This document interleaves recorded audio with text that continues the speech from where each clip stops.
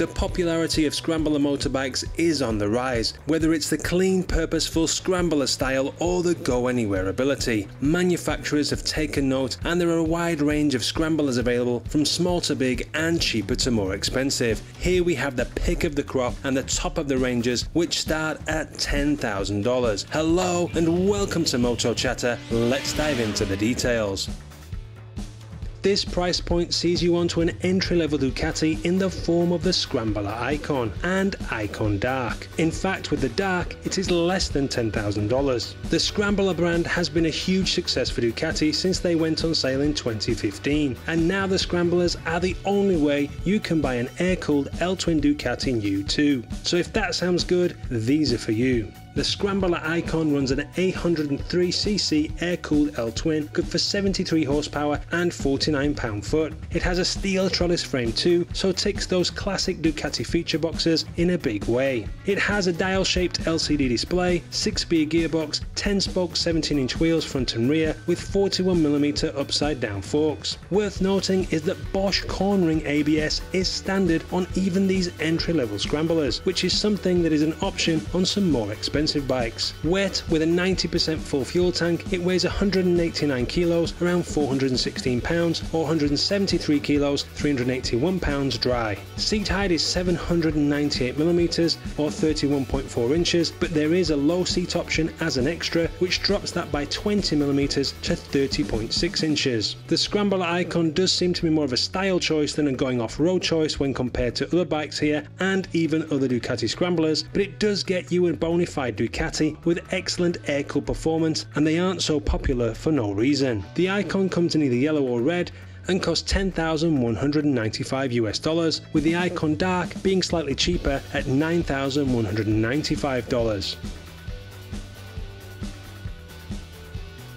The Triumph Street Scrambler, or Scrambler 900 as it is now called, isn't much more expensive than the entry-level Ducati Scramblers, and it gets you those classic Triumph Scrambler lines, looks and heritage. It, along with its bigger brother, is one of the best looking bikes on this list for me. There is slightly less power than the Ducati from Triumph's 900cc parallel twin. It is liquid cooled and has a 270-degree crank. Power is 64.1 horsepower, but the liquid cooled engine does produce significantly more torque than the Ducati, with 59 pound-foot. The Scrambler 900 has a 5-speed gearbox. I feel it would benefit from a 6-speed gearbox like the Ducati. When I rode one, it was a truckload of fun. The wide bars and riding position mean you can really throw it around with ease, and unlike more powerful motorbikes, it is a bike that you can really get all the performance out of on the road, which is really satisfying. It does run out of revs and gears though, and if it had a little bit more, it could be the perfect on-road bike, allowing you plenty of fun but also keeping your license relatively safe.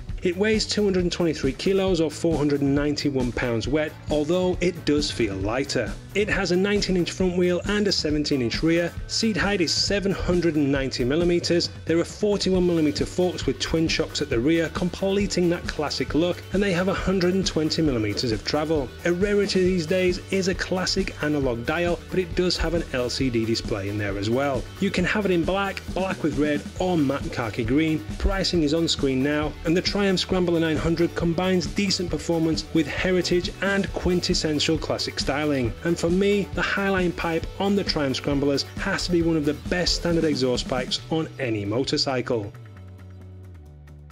If you want to go more off-road with your Scrambler, at this price point you may well have to look back at Ducati and their Scrambler Desert Sled. It runs the same 803cc air-cooled L-twin as the Icon with the 6-speed gearbox, but as you can see has a much sharper off-road focus. Obviously it has spoked wheels, a 19-inch front and a 17-inch rear, but you also get 46mm fully adjustable forks and a Kayaba rear shock with 200mm of suspension travel at each end. Added to that, with the high front mudguard and number plate holder, shorter exhaust, cross-section handlebar and Pirelli Scorpion Rally STR tyres, the Desert Sled's off-road credentials are clear. You still get the Bosch cornering ABS and LCD dial-shaped display, and it has all-round LED lights complete with headlight guard.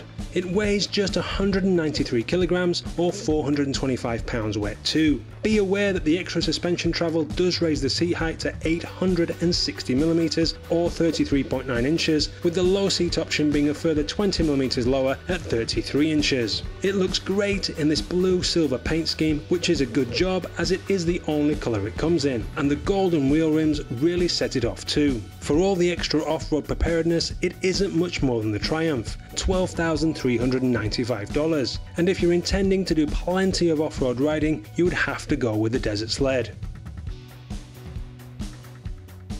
BMW's R9T Scrambler is the most powerful bike on this list, producing 109 horsepower with 85 pound-foot of torque from its 1170cc air and oil-cooled boxer twin. It has a 6-speed gearbox and shaft drive, which also means a single-sided swing arm. The rear shock is preload adjustable, and up front there are 43mm forks. It has twin Brembo brakes on cast wheels, a 19-inch front and a 17-inch rear. The R9T Scrambler is a good-looking bike, with the exhaust set higher than the rest of the R9T range and the iconic boxer cylinder head sticking out on each side, which is synonymous with BMW. I can tell you from riding it that it has plenty of grunt. The wide bars make it easy to move around even twisty mountain roads. I had a full 24 hours on one a few years ago and I thoroughly enjoyed the bike except for the seat, which I found to be very hard and uncomfortable as the unforgiving corners stuck into my legs and spoiled an otherwise excellent time on the bike. This wouldn't necessarily put me off buying one though, but I would have to change the seat. It is definitely worth a test ride as the engine is characterful and the seating position is otherwise quite comfortable. I don't think it would win a race against a Triumph Speed Twin, but the R9T is capable and fun to ride at a spirited pace, and I would say it's more for on-road than off-road, but the seat aside, I was pleasantly surprised by how much I liked it. The seat height is 840mm or 32.3 inches and the bike weighs 223 kilos or 492 pounds, and that's fully fueled. The base price of the BMW R9T Scrambler is pretty low, but as is the way with BMW, most things are an option, and if you want the specification to compare with the next two bikes on this list, you'll be looking to add a couple of thousand more to that price. This not only puts it more in line with the spec, but also in line with the price too. But if you don't want all the extras, you can save a bit of cash.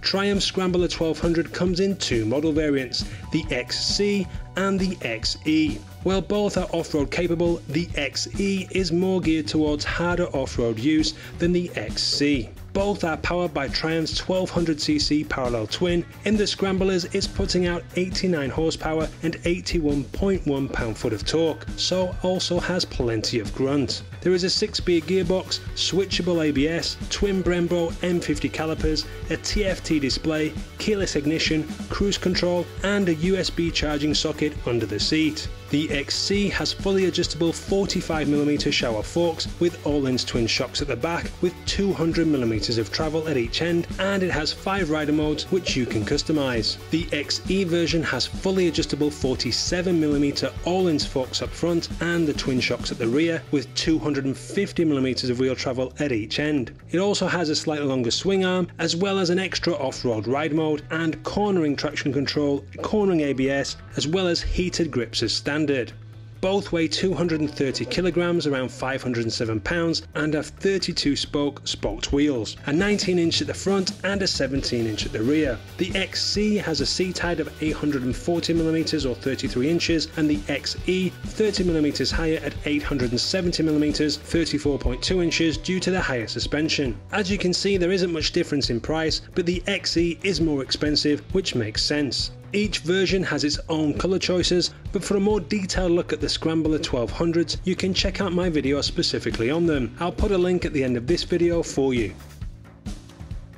For the final bike on this list, we go back to Ducati Scramblers, but this time the top of the range 1100 Pro Sport. It uses a 1079cc L-twin Desmodronic air and oil-cooled engine, producing peak power of 86 horsepower with 65 pound-foot of torque. It is the lightest of these three most expensive Scramblers at 206 kilos or 454 pounds wet. It has a 6-speed gearbox, LCD dial-shaped display, separate ride and power modes, cornering traction traction control and ABS, and an underseat USB socket. The Sport Pro also has 48mm fully adjustable Öhlins forks and a preload and rebound adjustable monoshock. So you get that Öhlins bling, and they have 150mm of wheel travel. The seat height is pretty accessible to most too, at 810mm or 31.8 inches. The wheels are 10-spoke, an 18-inch front and 17-inch rear with Brembo M4.32 calipers. The Ducati is clearly less off-road focused than the Triumphs and doesn't have their classic Scrambler look, but it is a good looking motorbike with the Highline twin exhaust pipes, its muscular lines, and it is well equipped.